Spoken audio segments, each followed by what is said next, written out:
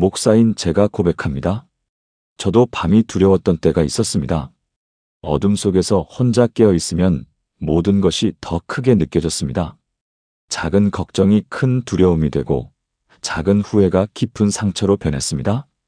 마음이 찢어질 듯 아팠습니다. 하나님, 저 지금 여기 있습니다. 왜 평안을 주지 않으시나요? 설명할 수 없는 외로움이 밀려왔습니다. 목회자인데도 믿는 사람인데도 이 밤의 고통은 여전했습니다. 혹시 여러분도 그런 밤을 보내고 계십니까? 눈물로 얼룩진 베개를 안고 아무도 알아주지 않는 슬픔에 갇혀 있지는 않으신가요? 침대에 누워도 잠은 오지 않고 천장만 바라보며 한숨 쉬는 밤이 계속되고 있지는 않습니까? 저는 압니다. 그 밤의 무게가 얼마나 무거운지를요. 가슴에 새겨진 상처가 얼마나 깊은지를요. 밤 11시가 되면 불안해지는 마음, 새벽 2시에 깨어나면 다시 잠들지 못하는 고통, 아침이 오면 피곤한 몸으로 하루를 시작해야 하는 버거움. 이 모든 것을 저도 경험했습니다. 그런데 말씀드립니다. 바로 그 어둠 속에서 그 외로운 밤에 하나님은 가장 가까이 계셨습니다. 제가 느끼지 못했을 뿐입니다. 오늘 여러분과 함께 나누고 싶은 것은 요한복음에 담긴 7가지 보물 같은 말씀입니다. 이 말씀들은 단순한 위로가 아닙니다. 실제로 수많은 성도들의 불면의 밤을 평안으로 바꾼 하나님의 살아있는 음성입니다. 듣기만 해도 마음이 평안해지는 이유가 있습니다. 이 말씀들 속에 예수님의 현존이 담겨 있기 때문입니다. 잠들기 전 이 7가지 말씀을 천천히 묵상하며 주님의 음성을 들어보세요. 어둠이 물러가고 빛이 들어올 것입니다. 불안이 사라지고 평안이 찾아올 것입니다. 지금부터 함께 그 놀라운 여정을 시작하겠습니다. 밤이 되면 마음이 무너지는 경험, 여러분도 있으시죠? 낮에는 괜찮다가도 어둠이 내리면 모든 걱정과 두려움이 몰려옵니다. 내일 일, 건강 문제, 자녀 걱정, 경제적 어려움. 하나씩 떠올리다 보면 가슴이 답답해지고 숨쉬기조차 힘들어집니다. 이런 밤을 보내고 계신 분들이 정말 많습니다. 그런데 예수님은 바로 이런 우리를 위해 첫 번째 말씀을 주셨습니다. 요한복음 14장 27절입니다. 평안을 너희에게 끼치노니 곧 나의 평안을 너희에게 주노라. 내가 너희에게 주는 것은 세상이 주는 것과 같지 아니하니라. 너희는 마음에 근심하지도 말고 두려워하지도 말라. 이 말씀을 예수님께서 하신 때가 언제였는지 아십니까? 십자가를 앞둔 마지막 밤이었습니다. 제자들은 불안했습니다. 스승이 떠나신다는 말씀에 두려움에 떨고 있었습니다. 바로 그때 예수님은 이 평안의 말씀을 주셨습니다. 여기서 평안이라는 단어는 헬라어로 에이레네입니다. 이것은 단순히 걱정이 없는 상태가 아닙니다. 하나님과의 관계가 온전히 회복되어 영혼 깊은 곳에서 누리는 완전한 안식을 의미합니다. 세상이 주는 평안은 환경이 좋아야 옵니다. 문제가 해결되어야, 돈이 있어야, 건강해야 평안합니다. 그러나 예수님이 주시는 평안은 다릅니다. 환경과 상관없이 문제 속에서도 어둠 속에서도 누릴 수 있는 평안입니다. 그렇다면 우리는 이 평안을 어떻게 경험할 수 있을까요? 첫째, 잠들기 전 이 말씀을 천천히 읽으세요. 소리내어 읽어도 좋고 마음으로 읽어도 좋습니다. 둘째, 예수님이 지금 여러분 곁에 계시다는 것을 믿으세요. 보이지 않아도 계십니다. 셋째, 모든 걱정을 예수님께 맡기겠다고 고백하세요. 이것이 평안으로 가는 문입니다. 2년 전 일입니다. 경기도 수원에 사시는 김순례 집사님, 당시 67세였습니다. 이분은 5년간 불면증으로 고생하고 계셨습니다. 수면제 없이는 단 하루도 잠들 수 없었습니다. 병원을 다녀도 한의원을 가도 아무것도 소용이 없었습니다. 낮에는 멍하고 밤에는 잠이 안 오는 악순환이 계속되었습니다. 그러던 어느 날 교회 새벽 기도회에서 이 말씀을 들으셨습니다. 평안을 너희에게 끼치노니. 집에 돌아와 그날 밤부터 시작했습니다. 침대에 누워 이 말씀을 반복해서 읽었습니다. 처음 일주일은 아무 변화가 없었습니다. 그래도 포기하지 않고 매일 밤 이 말씀을 붙들었습니다.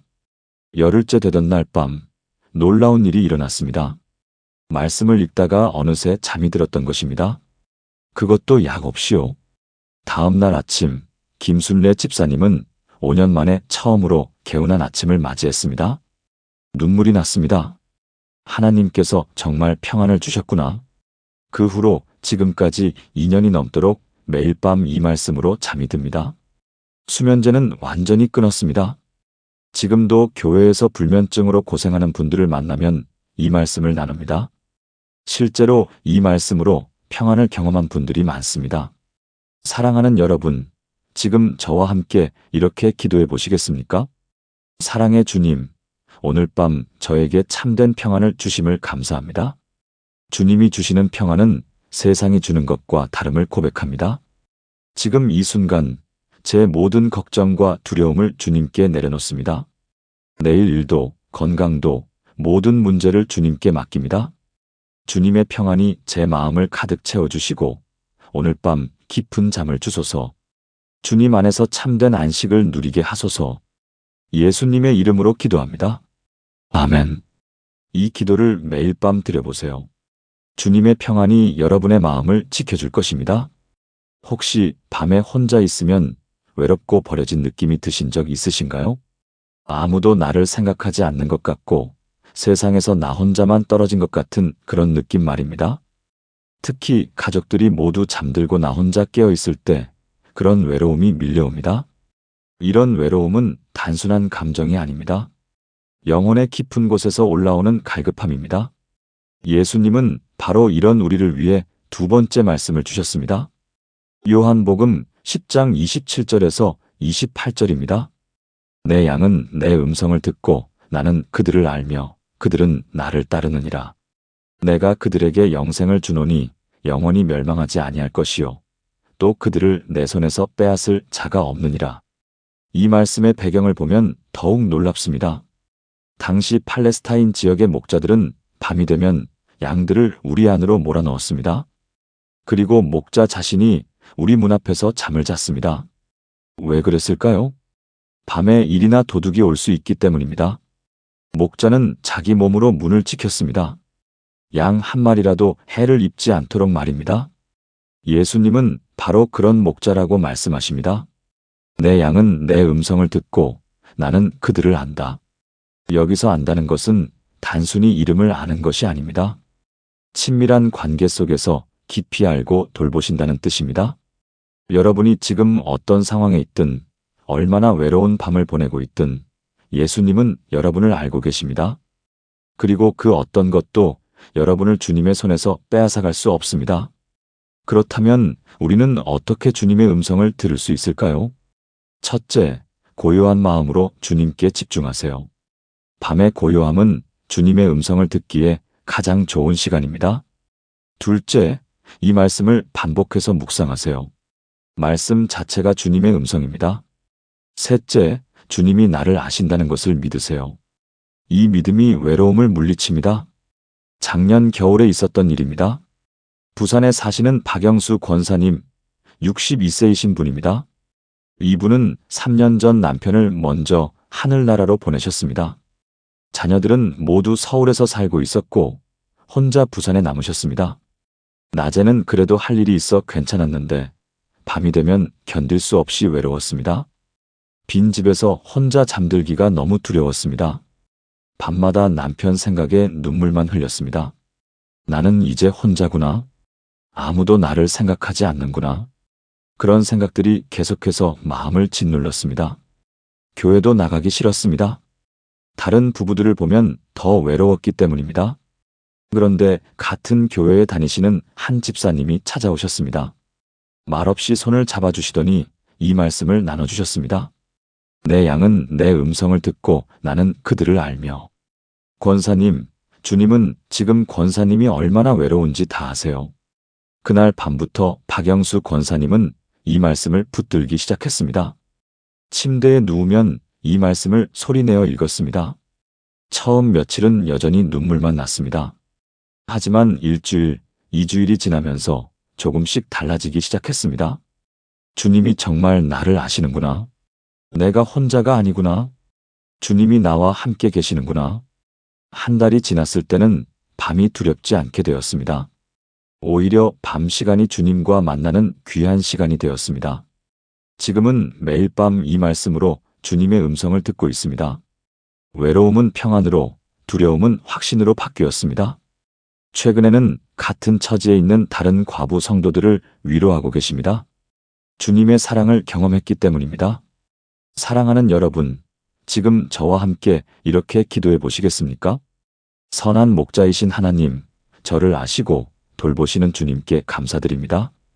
제가 주님의 양임을 고백합니다. 주님은 저를 아시고 제 이름을 부르시며 저와 함께 하십니다. 밤의 외로움 속에서도 주님의 음성을 듣게 하소서. 그 어떤 것도 저를 주님의 손에서 빼앗아갈 수 없음을 믿습니다.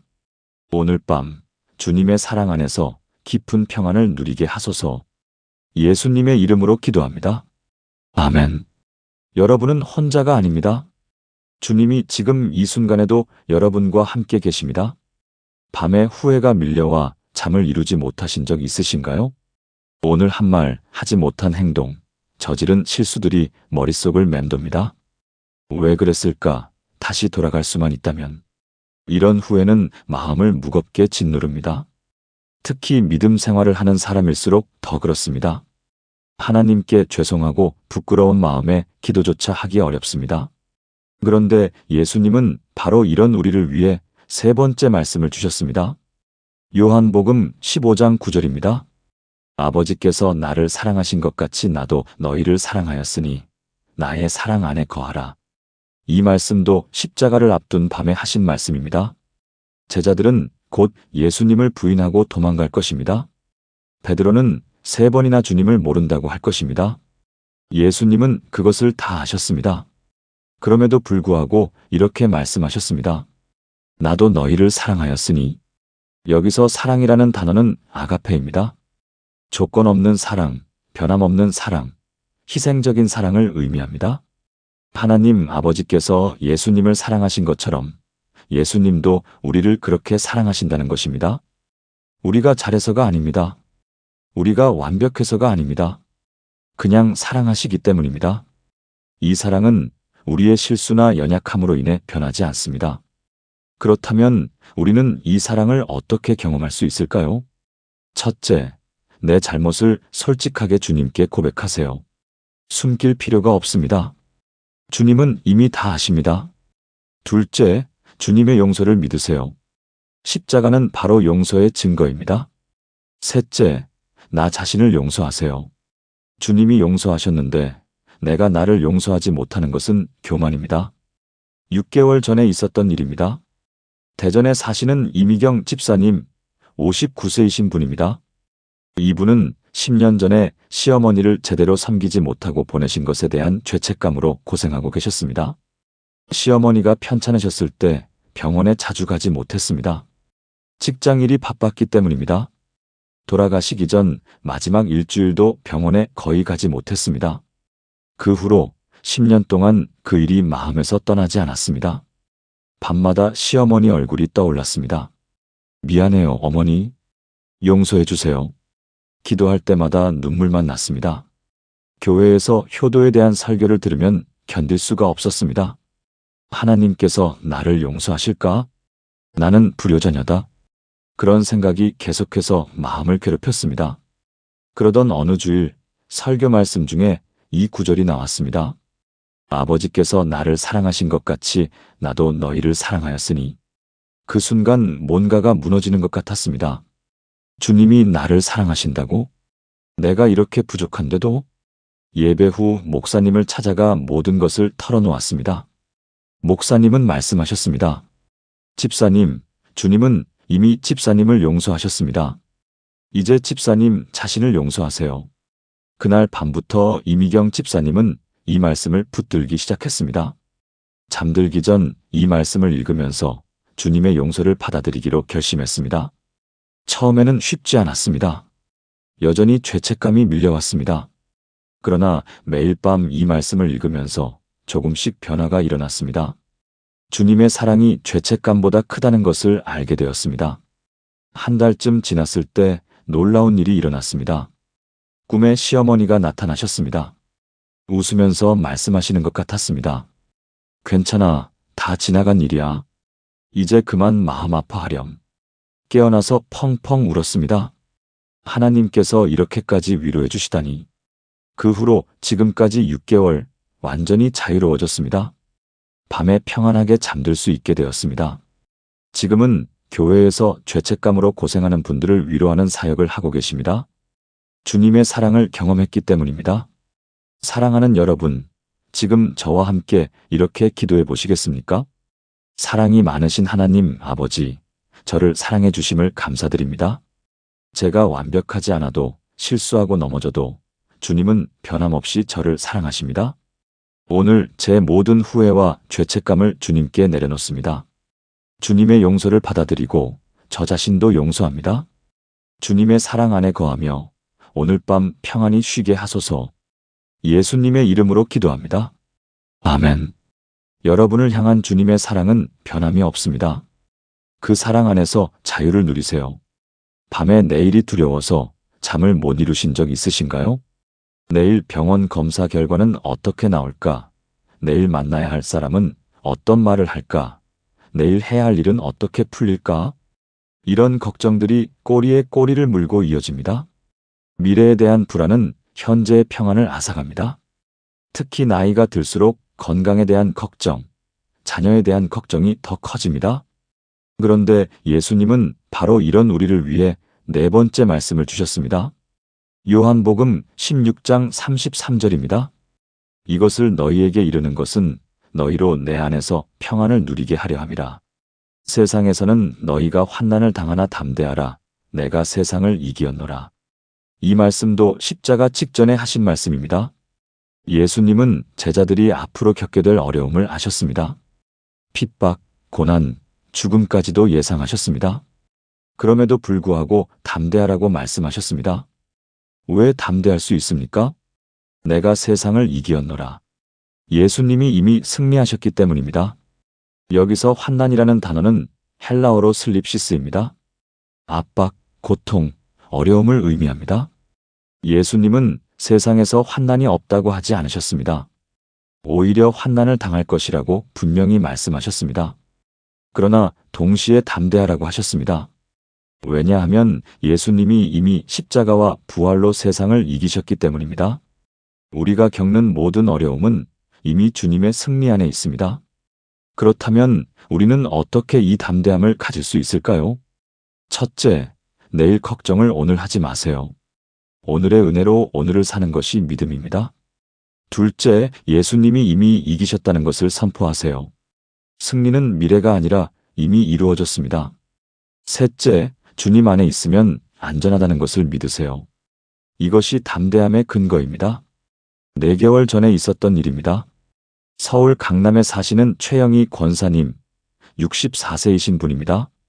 이분은 건강검진에서 이상소견이 나와 정밀 검사를 받게 되었습니다. 의사는 암일 가능성이 있다고 했습니다. 결과가 나오기까지 2주를 기다려야 했습니다. 그 2주가 지옥 같았습니다. 낮에도 불안하고 밤에는 더 심했습니다. 잠자리에 누우면 온갖 부정적인 생각이 몰려왔습니다. 만약 암이면 어떡하지? 수술을 받아야 하나? 항암 치료는 얼마나 힘들까? 내가 죽으면 남편과 자녀들은? 생각할수록 두려움이 커졌습니다. 기도도 제대로 되지 않았습니다. 하나님, 왜 저를 이렇게 힘들게 하시나요? 그런데 검사 결과를 기다리는 둘째 주 수요일이었습니다. 새벽 기도회에서 목사님이 이 말씀을 전하셨습니다. 세상에서는 너희가 환난을 당하나 담대하라. 내가 세상을 이기었노라. 그 말씀이 최영애 권사님의 마음에 깊이 박혔습니다. 예수님이 이미 이기셨다? 그렇다면 이 두려움도 주님이 이미 이기신 것 아닌가? 그날 밤부터 이 말씀을 붙들기 시작했습니다. 침대에 누우면 이 말씀을 반복해서 선포했습니다. 내가 세상을 이기었노라. 내가 세상을 이기었노라. 놀랍게도 두려움이 조금씩 물러갔습니다. 물론 완전히 사라진 것은 아니었습니다. 하지만 예전처럼 두려움에 압도당하지는 않았습니다. 검사 결과가 나온 날 하나님의 은혜로 암이 아니었습니다. 양성 종양이었고 간단한 시술로 해결되었습니다. 하지만 최영희 권사님은 말씀하십니다. 결과가 어떻게 나왔든 이 말씀을 통해 더 큰 것을 배웠다고요. 주님이 이미 이기셨다는 것, 그 안에 있으면 두려워할 것이 없다는 것을요. 지금도 밤마다 이 말씀으로 잠이 듭니다. 미래에 무슨 일이 일어나든 주님이 함께 하신다는 확신으로 평안히 쉽니다. 최근에는 암 환자들을 위한 병원 신방 사역에 참여하고 계십니다. 두려움을 이기는 법을 배웠기 때문입니다. 사랑하는 여러분, 지금 저와 함께 이렇게 기도해 보시겠습니까? 전능하신 하나님, 세상을 이기신 예수님을 찬양합니다. 제가 겪는 모든 어려움과 두려움을 주님께서 이미 이기셨음을 고백합니다. 내일이 어떻게 될지 모르지만 주님이 함께 하심을 믿습니다. 담대한 마음을 주시고 주님의 승리 안에서 평안히 쉬게 하소서. 모든 불안과 두려움을 주님께 맡기고 오늘 밤 깊이 잠들게 하소서. 예수님의 이름으로 기도합니다. 아멘. 주님이 이미 이기셨습니다. 그 승리 안에서 담대히 쉬세요. 혹시 밤의 어둠 자체가 두려우신 적 있으신가요? 불을 다 끄고 누우면 마음까지 어두워지는 느낌이 듭니다. 어릴 적 두려움이 다시 올라오기도 합니다. 어둠 속에서는 모든 것이 더 무섭게 느껴집니다. 작은 소리도 크게 들리고 작은 그림자도 무섭게 보입니다. 이런 두려움은 단순히 어린아이들만의 문제가 아닙니다. 어른들도, 특히 혼자 사시는 분들은 밤의 어둠이 두렵습니다. 그런데 예수님은 바로 이런 우리를 위해 5번째 말씀을 주셨습니다. 요한복음 8장 12절입니다. 예수께서 또 말씀하여 이르시되 나는 세상의 빛이라 나를 따르는 자는 어둠에 다니지 아니하고 생명의 빛을 얻으리라. 이 말씀을 하신 배경을 보면 더욱 놀랍습니다. 초막절 기간 동안 예루살렘 성전에는 큰 등불이 켜집니다. 여인의 뜰에 4개의 거대한 금 촛대가 있었는데 각각 높이가 약 23m였습니다. 이 촛대들이 밝혀지면 예루살렘 전체가 밝아졌다고 합니다. 바로 그때 예수님이 말씀하셨습니다. 나는 세상의 빛이라. 이 말씀은 단순한 은유가 아닙니다. 예수님은 실제로 우리 삶의 어둠을 몰아내시는 빛이십니다. 여기서 빛이라는 단어는 헬라어로 포스입니다. 단순히 물리적인 빛이 아니라 진리의 빛, 생명의 빛, 구원의 빛을 의미합니다. 어둠은 빛을 이길 수 없습니다. 아무리 짙은 어둠이라도 작은 불빛 하나면 물러갑니다. 예수님은 그 빛이십니다. 그렇다면 우리는 어떻게 이 빛을 경험할 수 있을까요?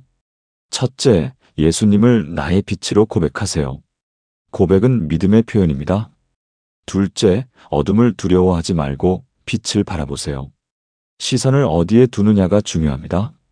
셋째, 말씀이 나의 길을 비추는 빛임을 믿으세요. 말씀 안에 예수님이 계십니다. 3개월 전에 있었던 일입니다. 인천에 사시는 정수진 집사님, 56세이신 분입니다. 이분은 어릴 때부터 어둠을 무서워했습니다. 30년 넘게 불을 켜놓고 주무셨습니다. 완전히 깜깜한 곳에서는 잠을 잘 수가 없었습니다. 남편은 불빛 때문에 불편해했지만 이해해 주었습니다. 그런데 6개월 전 남편이 출장으로 한 달간 집을 비우게 되었습니다. 혼자 있는 밤이 너무 무서웠습니다. 밤마다 집안의 모든 불을 다 켜놓았습니다. 전기세가 많이 나와도 어쩔 수 없었습니다. 그것보다 어둠이 더 무서웠습니다. 그러던 어느 날 신방을 오신 전도사님이 물으셨습니다. 집사님, 왜 이렇게 불을 많이 켜놓으셨어요? 정수진 집사님은 사실대로 말씀드렸습니다. 어둠이 무서워서 30년 넘게 불을 켜놓고 잔다고요. 전도사님은 성경을 펴셨습니다. 그리고 이 말씀을 읽어주셨습니다. 나는 세상의 빛이라 나를 따르는 자는 어둠에 다니지 아니하고. 집사님, 예수님이 우리의 빛이십니다. 물리적인 빛이 아니라 영적인 빛 말입니다. 어둠이 무서운 것은 영적인 어둠이 두렵기 때문입니다. 그런데 예수님이 그 어둠을 이미 물리치셨어요. 그날 밤 정수진 집사님은 용기를 냈습니다. 처음으로 방 불을 끄고 이 말씀을 붙들었습니다. 나는 세상의 빛이라. 나를 따르는 자는 어둠에 다니지 아니하고. 솔직히 무서웠습니다. 그래도 계속 이 말씀을 반복했습니다. 놀랍게도 그날 밤 잠이 들었습니다. 중간에 한 번 깼지만 다시 말씀을 붙들고 잠이 들었습니다. 다음 날 아침 스스로도 믿기지 않았습니다.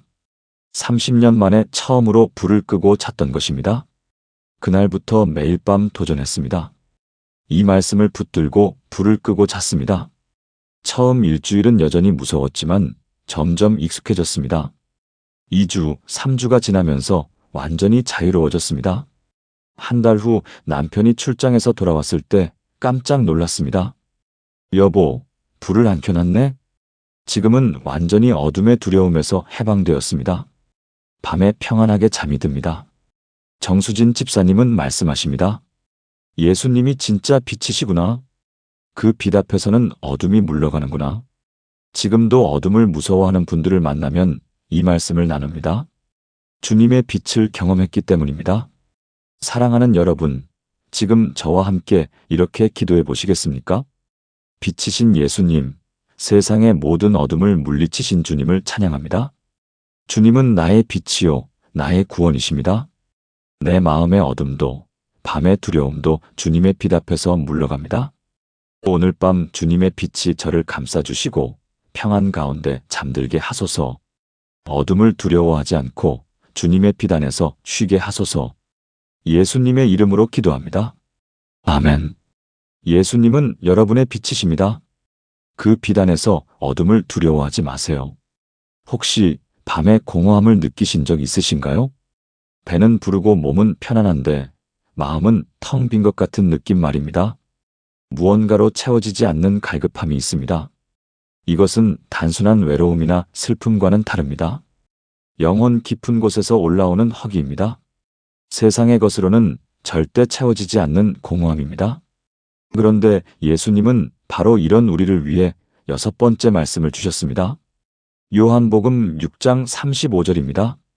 예수께서 이르시되 나는 생명의 떡이니 내게 오는 자는 결코 줄이지 아니할 터이요 나를 믿는 자는 영원히 목마르지 아니하리라. 이 말씀의 배경을 보면 더욱 깊은 의미를 알 수 있습니다. 예수님께서 오병이어의 기적을 행하신 다음 날이었습니다. 사람들이 떡을 얻어먹기 위해 예수님을 찾아왔습니다. 그때 예수님께서 이 말씀을 하셨습니다. 썩을 양식을 위하여 일하지 말고 영생하도록 있는 양식을 위하여 일하라. 그리고 나는 생명의 떡이라고 선포하셨습니다. 여기서 떡이라는 것은 단순히 음식을 의미하지 않습니다. 우리 영혼을 살리는 생명의 양식을 의미합니다. 사람은 육신의 양식만으로는 살 수 없습니다. 영혼의 양식이 필요합니다. 예수님은 바로 그 영혼의 양식이십니다. 그렇다면 우리는 어떻게 이 생명의 떡을 먹을 수 있을까요? 첫째, 예수님께 나아가세요. 내게 오는 자는 결코 줄이지 아니할 터이요. 둘째, 예수님을 믿으세요. 나를 믿는 자는 영원히 목마르지 아니하리라. 셋째, 말씀을 묵상하고 기도하세요. 이것이 영혼의 양식을 먹는 것입니다. 2개월 전에 있었던 일입니다. 광주에 사시는 김정란 권사님, 68세이신 분입니다. 이분은 외적으로는 부족한 것이 없었습니다. 경제적으로도 안정되어 있고 건강도 괜찮고 자녀들도 잘 자랐습니다. 그런데 마음 한구석이 늘 텅 비어 있었습니다. 특히 밤이 되면 그 공허함이 더 심해졌습니다. 이게 뭘까? 왜 이렇게 허전할까? TV를 봐도, 책을 읽어도, 전화통화를 해도 채워지지 않았습니다. 교회는 30년 넘게 다녔지만 형식적이었습니다. 주일 예배는 나가지만 말씀이 마음에 와닿지 않았습니다. 기도도 의무적으로 했습니다. 그러다 보니 신앙생활이 점점 무미건조해졌습니다. 그러던 어느 날 교회에서 40일 새벽 기도회가 시작되었습니다. 처음에는 나갈 생각이 없었습니다. 그런데 같은 구역 집사님이 계속 권유했습니다. 권사님, 한 번만 같이 나가보세요. 마지못해 따라 나갔습니다. 그날 새벽 말씀이 바로 이 구절이었습니다. 나는 생명의 떡이니 내게 오는 자는 결코 줄이지 아니할 터이요. 그 말씀이 김정란 권사님의 마음에 박혔습니다. 아, 내가 줄였던 것은 예수님이었구나. 내 영혼이 배고팠던 거구나. 그날부터 40일간 새벽 기도를 나갔습니다. 그리고 매일 밤 잠들기 전 이 말씀을 묵상했습니다. 처음 일주일은 큰 변화가 없었습니다. 그냥 의무적으로 했습니다. 그런데 2주째 되던 날부터 조금씩 달라지기 시작했습니다. 말씀이 마음에 와닿기 시작했습니다. 기도할 때 눈물이 나왔습니다. 예수님이 얼마나 귀한 분이신지 깨닫기 시작했습니다. 한 달이 지났을 때는 완전히 달라졌습니다. 마음의 공허함이 사라졌습니다. 예수님으로 채워졌습니다. 밤에 자기 전 말씀 묵상하는 시간이 하루 중 가장 귀한 시간이 되었습니다. 40일이 끝났을 때 김정란 권사님은 완전히 새 사람이 되어 있었습니다. 지금도 매일 아침 새벽 기도를 나가고 매일 밤 말씀을 묵상합니다. 더 이상 공허하지 않습니다. 예수님으로 충만합니다. 최근에는 신앙이 식어가는 권사님들을 위한 소그룹 모임을 인도하고 계십니다. 생명의 떡을 맛봤기 때문입니다. 사랑하는 여러분, 지금 저와 함께 이렇게 기도해 보시겠습니까? 생명의 떡이신 예수님, 제 영혼의 양식이 되시는 주님께 감사드립니다. 세상의 것으로는 채워지지 않는 제 마음의 공허함을 아십니다. 주님만이 저를 채우실 수 있습니다. 오늘 밤 주님께 나아가 생명의 떡을 먹습니다. 주님의 말씀으로 제 영혼을 채워주시고 더 이상 줄이지도 목마르지도 않게 하소서. 주님 안에서 완전한 만족을 누리게 하소서. 예수님의 이름으로 기도합니다. 아멘. 예수님은 여러분의 생명의 떡이십니다. 그분 안에서 완전한 만족을 누리세요. 혹시 밤에 죽음이 두려워서 잠을 이루지 못하신 적 있으신가요? 나이가 들수록 죽음은 더 이상 먼 이야기가 아닙니다. 주변에서 아는 분들이 하나둘 세상을 떠나는 것을 보면 내 차례가 언젠가는 온다는 것을 알게 됩니다. 이런 생각이 밤에 밀려오면 가슴이 답답하고 두려워집니다. 죽음 이후는 어떻게 될까? 정말 천국이 있을까? 이런 질문들이 마음을 괴롭힙니다. 그런데 예수님은 바로 이런 우리를 위해 7번째이자 마지막 말씀을 주셨습니다. 요한복음 11장 25절에서 26절입니다. 예수께서 이르시되 나는 부활이요 생명이니 나를 믿는 자는 죽어도 살겠고 무릇 살아서 나를 믿는 자는 영원히 죽지 아니하리니 이것을 내가 믿느냐? 이 말씀을 하신 배경은 매우 극적입니다. 예수님의 친구 나사로가 죽었습니다. 나사로의 누이 마르다와 마리아는 슬픔에 빠졌습니다. 주님이 계셨더라면 우리 오라버니가 죽지 않았을 것입니다. 그때 예수님께서 이 놀라운 말씀을 하셨습니다. 나는 부활이요 생명이니.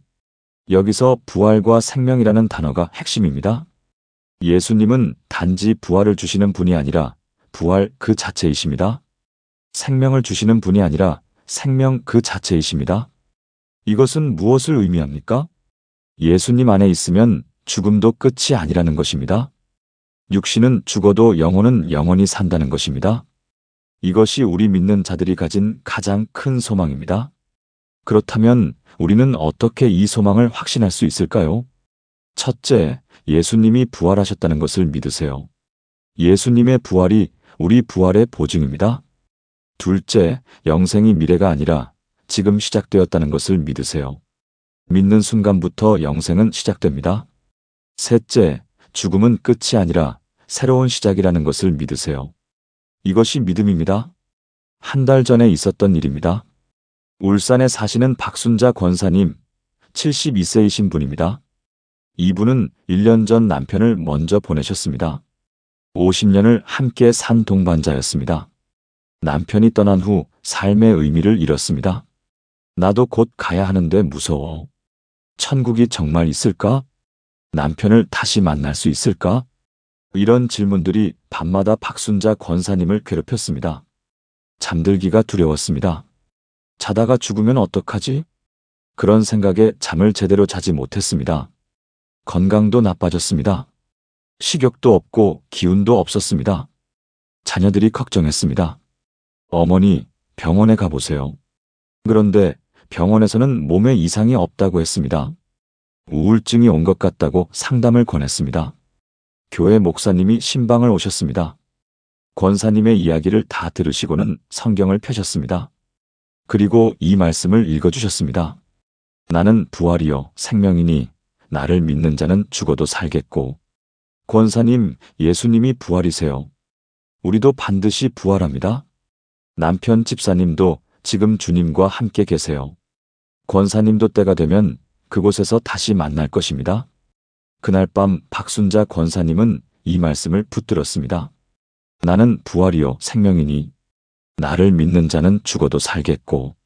말씀을 읽으면서 눈물이 흘러내렸습니다. 맞아, 예수님이 부활이시지. 주님을 믿으면 죽어도 사는 거지. 그날 밤부터 매일 이 말씀을 묵상했습니다. 처음에는 여전히 두려움이 있었습니다. 그러나 매일 이 말씀을 반복하면서 조금씩 확신이 생겼습니다. 일주일, 2주일이 지나면서 죽음에 대한 두려움이 줄어들었습니다. 한 달이 지난 지금은 완전히 자유로워졌습니다. 죽음이 더 이상 두렵지 않습니다. 오히려 언젠가 주님과 남편을 다시 만날 것을 생각하면 기대가 됩니다. 물론 지금 여기서의 삶도 소중합니다. 주님이 허락하신 시간 동안 최선을 다해 살아갑니다. 그러나 죽음 이후에 대한 두려움은 사라졌습니다. 밤에 평안하게 잠이 듭니다. 자다가 깨도 불안하지 않습니다. 박순자 권사님은 말씀하십니다. 예수님이 부활이시니 나도 부활할 것이다. 이 확신이 모든 두려움을 이겼다고요. 지금은 같은 처지에 있는 다른 과부 권사님들을 위로하고 계십니다. 부활의 소망을 경험했기 때문입니다. 사랑하는 여러분, 지금 저와 함께 이렇게 기도해 보시겠습니까? 부활이요 생명이신 예수님, 죽음을 이기시고 부활하신 주님을 찬양합니다. 주님은 나의 부활이요 나의 생명이십니다. 비록 이 육신은 죽어도 제 영혼은 영원히 살 것을 믿습니다. 죽음은 끝이 아니라 영원한 생명으로 가는 문입니다. 주님 안에 있으면 두려울 것이 없습니다. 오늘 밤 이 확신 가운데 평안히 쉬게 하소서. 부활의 소망으로 충만하게 하소서. 예수님의 이름으로 기도합니다. 아멘. 예수님은 부활이요 생명이십니다. 그 안에서 영원한 소망을 누리세요. 지금까지 나눈 7가지 말씀을 하나의 기도로 드리겠습니다. 사랑하는 여러분, 함께 기도하시겠습니까? 전능하신 하나님 아버지, 오늘 이 밤 주신 요한복음의 7가지 보석 같은 말씀을 감사드립니다. 평안을 주시고 선한 목자로 인도하시며 조건 없이 사랑하시고 세상을 이기게 하시며 빛으로 어둠을 물리치시고 생명의 떡으로 채우시며 부활과 생명을 주신 주님을 찬양합니다. 저는 고백합니다. 예수님은 나의 평안이십니다. 세상이 주는 것과 다른 참된 평안을 주시는 분입니다. 예수님은 나의 선한 목자이십니다. 저를 아시고 인도하시며 지켜주시는 분입니다. 예수님은 나를 사랑하시는 분입니다. 변함없이, 조건 없이 영원히 사랑하시는 분입니다. 예수님은 세상을 이기신 분입니다. 모든 환난과 두려움을 이미 이기신 승리자이십니다. 예수님은 세상의 빛이십니다. 모든 어둠을 물리치시는 생명의 빛이십니다. 예수님은 생명의 떡이십니다. 제 영혼을 살리시고 채워주시는 영원한 양식이십니다. 예수님은 부활이요 생명이십니다. 죽음을 이기시고 영생을 주시는 분입니다. 오늘부터 저와 제 가족이 매일 밤 이 7가지 말씀으로 하루를 마무리하게 하소서. 이 말씀이 우리 집의 평안의 기초가 되게 하시고 우리 삶의 반석이 되게 하소서. 불안 대신 평안을, 외로움 대신 동행을, 두려움 대신 확신을, 어둠 대신 빛을, 공허함 대신 충만함을, 죽음 대신 생명을 주소서. 밤마다 이 말씀을 묵상하며 주님과 깊이 교제하게 하시고 주님의 임재 가운데서 평안히 쉬게 하소서. 우리의 잠자리를 주님의 은혜로 가득 채워주시고 새벽에 일어날 때 주님의 새로운 은혜로 하루를 시작하게 하소서. 이 모든 것이 주님의 약속이심을 믿고 신뢰하며 의지합니다. 살아계신 예수 그리스도의 이름으로 기도합니다. 아멘. 사랑하는 여러분, 지금까지 요한복음에 담긴 7가지 보물 같은 말씀을 함께 나누었습니다. 첫째, 평안을 너희에게 끼치노니. 둘째, 내 양은 내 음성을 듣고. 셋째, 내가 너희를 사랑한 것 같이. 넷째, 세상에서는 환난을 당하나 담대하라. 다섯째, 나는 세상의 빛이라. 여섯째, 나는 생명의 떡이니. 일곱째, 나는 부활이요 생명이니. 이 7가지 말씀은 단순한 위로의 말이 아닙니다. 실제로 우리의 불면을 평안으로, 외로움을 동행으로, 두려움을 확신으로 바꾸는 하나님의 살아있는 음성입니다. 오늘 밤부터 이 말씀들을 여러분의 잠자리 친구로 삼으세요. 침대에 누우면 하나씩 천천히 묵상하세요. 급하게 할 필요가 없습니다. 한 구절, 한 구절 마음에 새기며 주님의 음성을 들으세요. 처음에는 익숙하지 않을 수 있습니다. 그래도 포기하지 마세요. 말씀은 반복할수록 깊어지고 반복할수록 더 큰 힘을 발휘합니다. 일주일, 2주일, 한 달이 지나면서 여러분의 밤이 완전히 달라질 것입니다. 불안했던 마음이 평안으로 바뀌고 두려웠던 어둠이 빛으로 물러가며 공허했던 영혼이 충만함으로 채워질 것입니다. 이것은 제 경험이고 제가 만난 수많은 성도들의 경험이며 오늘 여러분도 경험하게 될 하나님의 약속입니다. 여러분도 잠들기 전 이 7가지 말씀으로 평안을 경험하고 계신 분이라면 아래 댓글란에 아멘이라고 남겨주세요. 또한 이 말씀이 마음에 닿았다면 좋아요를 눌러주시고 밤에 잠 못 이루는 다른 분들도 이 은혜를 함께 나눌 수 있도록 공유해 주시면 감사하겠습니다. 여러분의 밤에 예수님의 평안이 가득하기를 기도합니다. 오늘 밤 말씀 안에서 깊이 쉬시고 내일 아침 주님의 새로운 은혜로 일어나시기를 축복합니다. 주님의 사랑이 여러분과 여러분의 가정에 늘 함께 하시기를 기도합니다. 주님과 함께 평안한 밤 되세요.